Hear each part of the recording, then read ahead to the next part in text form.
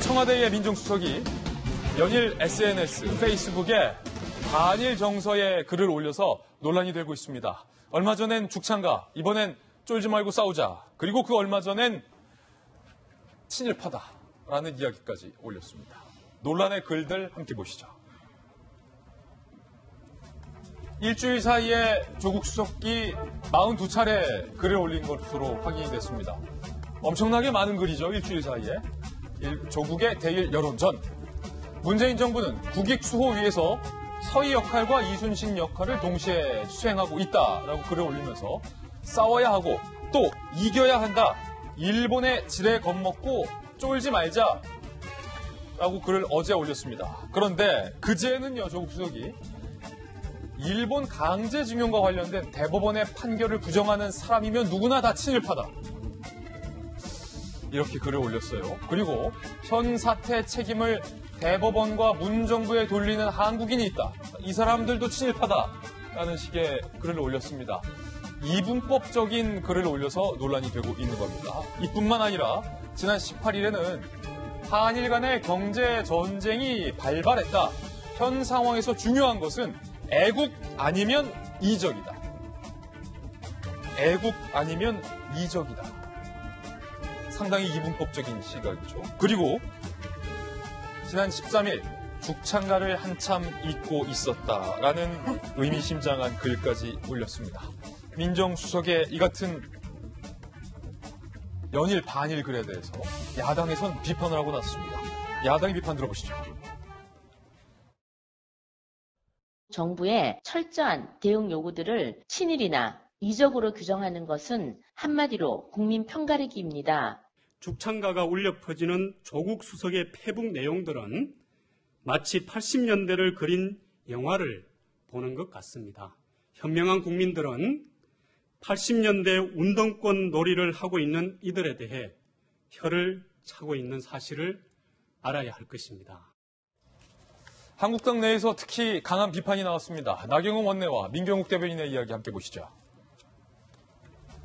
북한 파리도 모자라 이제는 일본 파리냐. 국가적 위기에도 야당 탓하러 또 친일 프레임인가라고 비판을 했고요. 민경욱 의원은요. 총선용 반일 감정을 조장하고 있다. 죽창과 이적에 이어 전쟁 표현까지 국민이 치를 떨 지경이다라고 비판을 하고 있습니다. 먼저 같이 청와대에 계셨었던 같이 계시지 않았고 청와대에 먼저 계셨으니까 청와대 한참 선배인데 박정하 대변인, 조국 수석이 지금 연일 반일 정서의 글을 올리고 있는데 상당히 이분법적이라는 지적이 나오고 있어요. 친일 아니면 뭐 반일 뭐 이렇게. 친일, 반일, 죽창, 뭐 이적, 애국 뭐 별의별 얘기들 많이 하시는데 우리나라 우리가 이제 대통령 지금과 같은 대통령제 해오면서 청와대 참모가 저렇게까지 열심히 적극적으로 일한 참모가 있었나 싶을 정도로 걱정스러운 상황으로까지 가고 있습니다. 민정수석 본연의 역할인 무슨 인사검증이니 뭐 내부기관 이런 것까지 갈 것도 없이 과연 민정수석인지 아니면 대일 사령관인지 모를 정도로 지금 일주일 만에 글을 40개 이상 올려가면서 대일 전선에 앞장서고 있는데요. 이 정도면 대일 사령관이다. 저는 대일 전선 사령관이라고 좀 보여집니다.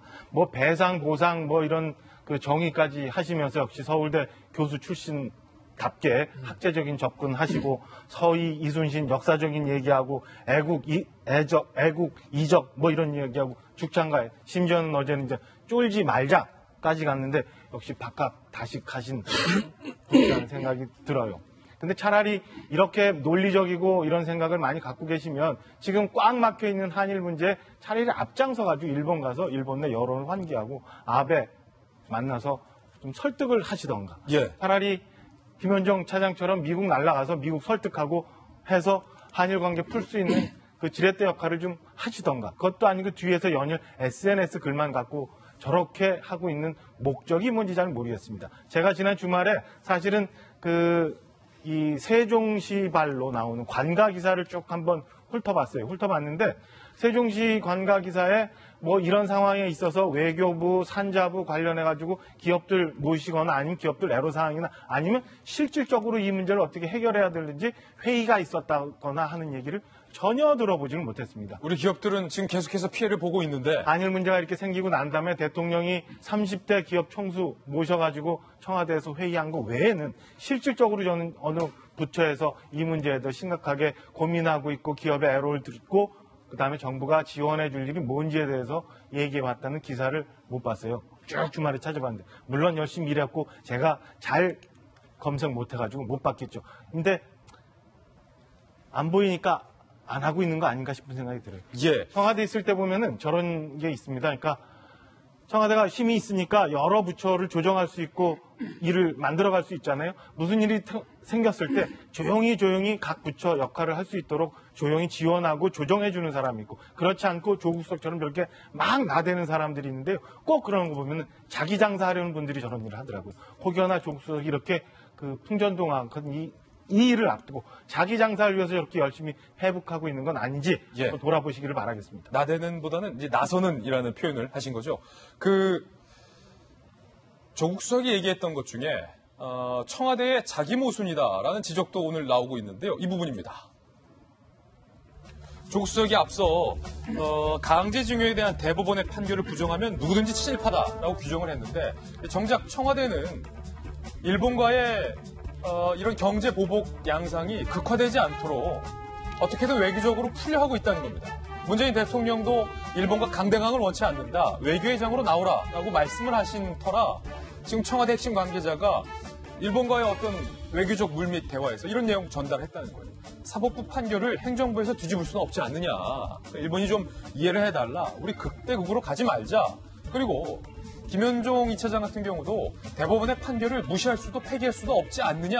지난 17일에 일본의 당국자와 만나서 이런 메시지를 전달했다는 겁니다. 어떻게든 청와대에서 문재인 대통령이 대안을 찾아보겠다라고까지 일본에게 의지를 전달했는데 조국 수석은 대법징용 판결을 부정하면 친일파다. 그렇다면 김현종 2차장과 청와대 핵심 관계자도 친일파가 된다는 모순적인 상황이 발생하는 거죠.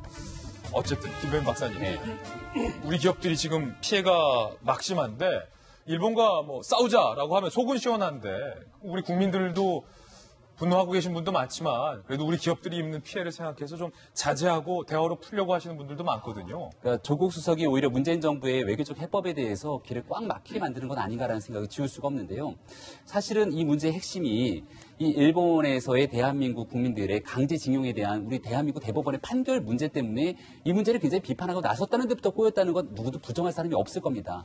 대한민국 대법원의 판결에 따르면 일본의 강제징용 기업들이 대한민국 징용 피해자들에게 배상을 해야 된다는 겁니다.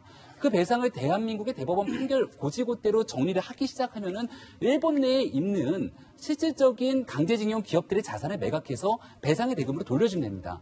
하지만 그와 같은 조치를 취할 수 없게 되는 배경에는 한일 간의 관계가 극대화될 수밖에 없는 상황으로 치달을 수 있기 때문에 우리 정부에서도 대안을 내놓습니다. 우리 정부가 내놨던 첫 번째 대안은 1+1 대한민국 기업과 일본 기업이 기금을 조성해서 문제를 해결하겠다는 겁니다. 이 정부가 내놓은 대안조차도 사실은 대법원 판결에 따라서 명시적으로 이행하는 것보다는 정치적인 해법을 찾겠다는 것이고 이것만으로도 끝이 아니라 얼마든지 결과를 열어놓고 더 나은 대안을 찾을 수도 있다라고 대한민국 정부는 이야기하고 있습니다. 하지만 이런 이야기를 대법원 판결과 정반대로서 얘기를 하게 되는 순간 모두가 다 친일파로 매도되기 시작한다면 이 문제에 대한 해법은 도대체 어떻게 찾으라는 말인지 저는 묻지 않을 수가 없는 것 같고요. 네. 지난주에 한국은행에서 대한민국 경제성장률을 2.5%에서 2.2%로 하향 조정했습니다. 사실상 일본과의 관계가 극대화되기 시작하면 대한민국 경제에 미치는 치명적인 상처를 우려하지 않을 수 없다는 얘기를 볼 수 있는데요. 조국 민정수석의 이 같은 발언이 있다면 과연 대한민국 외교부 그리고 청와대 핵심 관계자들이 이 문제의 난국을 타개하기 위해서 어떤 해법을 가지고 있는지 다시 한번 묻지 않을 수 없는 그런 상황이 아닐까 싶습니다.